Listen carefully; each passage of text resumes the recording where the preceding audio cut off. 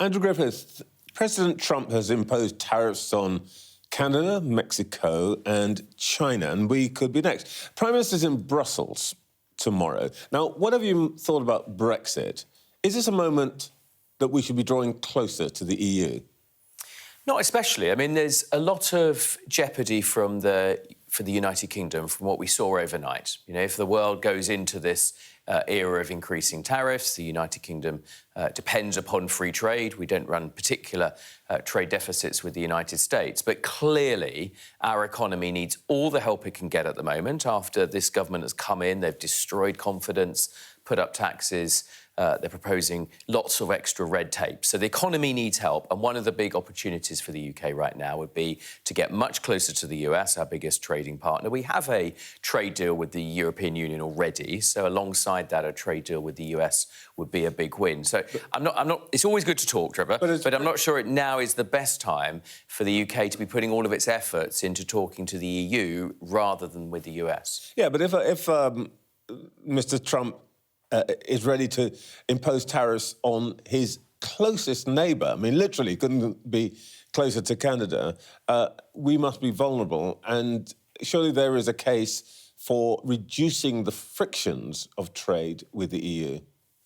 Well, there's always a case for reducing trade frictions, but the biggest single trading partner that we don't have a trade deal with at the moment is the US. It's not the EU. We have a trade deal there. So, as I say, it's not that it's bad to talk to anybody, but it feels like there's an awful lot of talk going on to the EU, and all we've got with the US is trying to offend them over the decision to give away the Chagos Islands. Lots of student politician comments in the past, sending a very political ambassador instead of a Foreign Office professional, and actually very little FaceTime as far as one can see so far going on. Let's just stick to the trade and not the politics at the moment.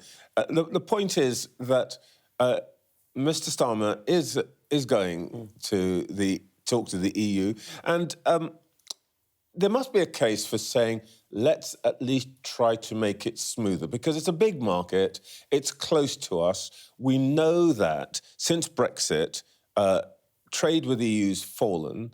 That's helped our economy to stutter. Surely there must be some advantages to having this better relationship. And you seem to be suggesting that yourself. Yeah, as I said, it's always good to remove friction. Some of those frictions were imposed not as a consequence of Brexit, but, you know, by individual countries within the EU pursuing particular agendas. Okay, so we've laid down some very clear lines as to what we think, if you're going to have those conversations, the government should focus on. I want to come to that, but I just want to be clear that if the opportunity arose, you would support a close trading relationship with the EU. Subject to our clear red lines, and it's important to know what they are. So no return to freedom of movement, no additional finances leaving this country, no rule-taking again from European courts.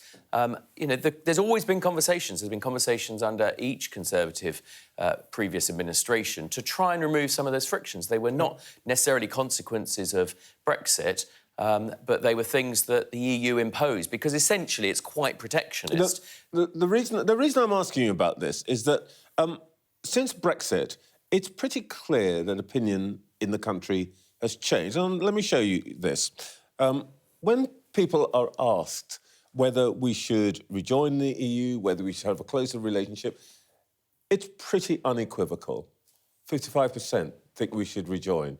Half think we should join a single market if we were able to, rejoin a customs union. And most of all, 62% think Brexit was a failure.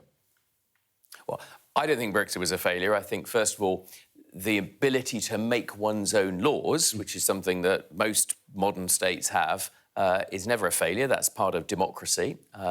Secondly, we've already seen some real benefits from Brexit. We've concluded 73... Like well, with 73, but I'm just going to go on to that. 73 trade deals in the area that I was responsible for in government. Yeah, but most of those were rollovers. They existed before, and all you did was roll them over. And many were, and many weren't. As responsible for our financial services industry, one of our biggest industries in the UK, something that we really, really depend on growing our economy, I was able, as the UK minister, to make a whole set of improvements to improve the competitiveness of our financial services because of those Brexit freedoms that we had. Otherwise, we were a rule taker, one of 28 countries, making rules that weren't necessarily the best for the fact pattern of businesses that we had in the UK.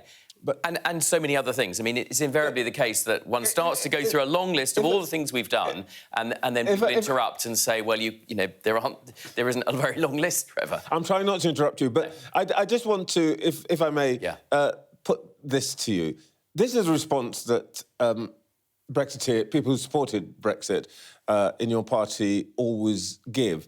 But the truth of the matter is, the country has moved against you. And the consequence, by the way, of saying, let's look at where you are on the polls right now, is that you've now actually fallen behind reform in the polls. And the point I want to put to you is, you can't face both ways. You can't be saying, we like a closer relationship, but actually Brexit was a great thing.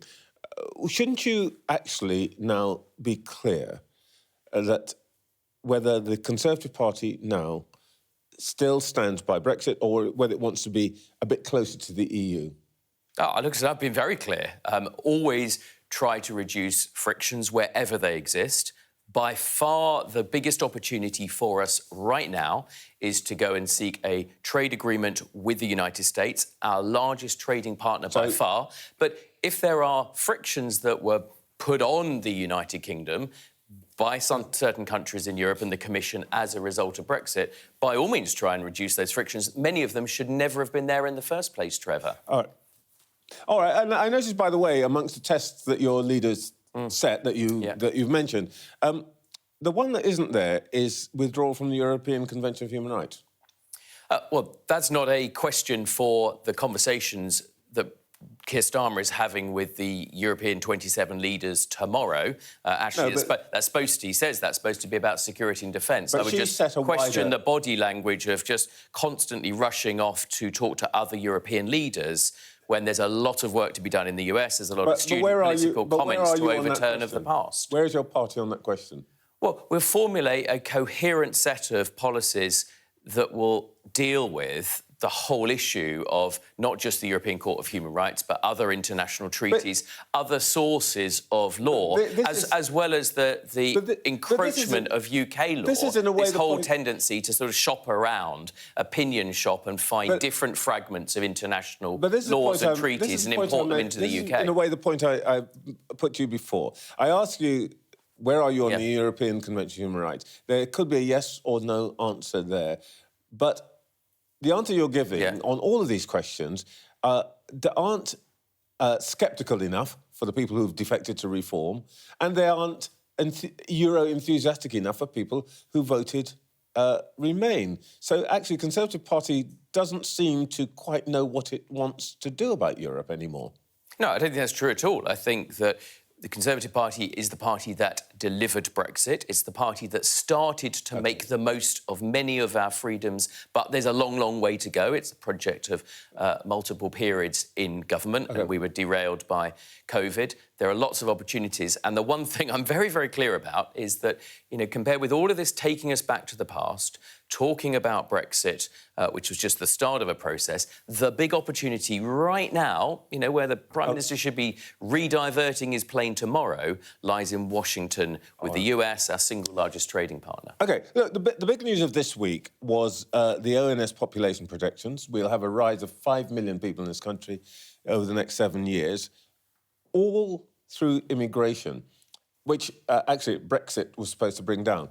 Net immigration quadrupled since during the period when you were a person of great influence. You were Prime Minister's Chief Business Advisor, Director of the Prime Minister's Policy Unit, you were a Trade Minister, a Treasury Minister, a Minister for Science. And during the period you were in office, we quadrupled net migration. And the numbers are still rising. What was the point? Well, we've been very clear. The Conservative Party is under new management. Immigration was too high. There were many failings in that immigration system in that period of time. The data itself, if you go back further, during the period of freedom, I want to go back to where I bet you don't. But were during in the period charge. of freedom, during the period of freedom of movement, the ONS, the Home Office, estimated after Brexit. that 3 You were million in people charge, came here. and you promised that there's a real immigration problem would with the come data, down. Trevor. Well, the real problem with the data. Well, the ONS data year after year. The level of running immigration, even before that period, was much higher than official statistics were capturing. So, No, come on. And I can tell you from memory, Yeah. 2019 numbers were 206,000 net. By last year, there were 900,000. Yeah, and we said that's completely wrong. Your watch. And we said that's wrong. That there should be a your policy. There should be, well, with respect, there should be a cap on immigration, and that the system failed. The system of constant legal challenge, the failure of the Home Office to implement policies from a directly elected government, and yes, there were some failures of the government itself in terms Brexit. You had 8 years to fix that. The point I'm really trying to get to here is that you take the position on Brexit. You say it was a success, but the single thing... I said there's more work to be done. No, come on. The single thing that you really pushed and won the referendum on, which was you would bring down immigration, actually, you did exactly the opposite. You had the fastest rise in net migration in our recorded history. Well, as I say, I fully accept there were failures. There were failures to properly get to grips with many of the challenges.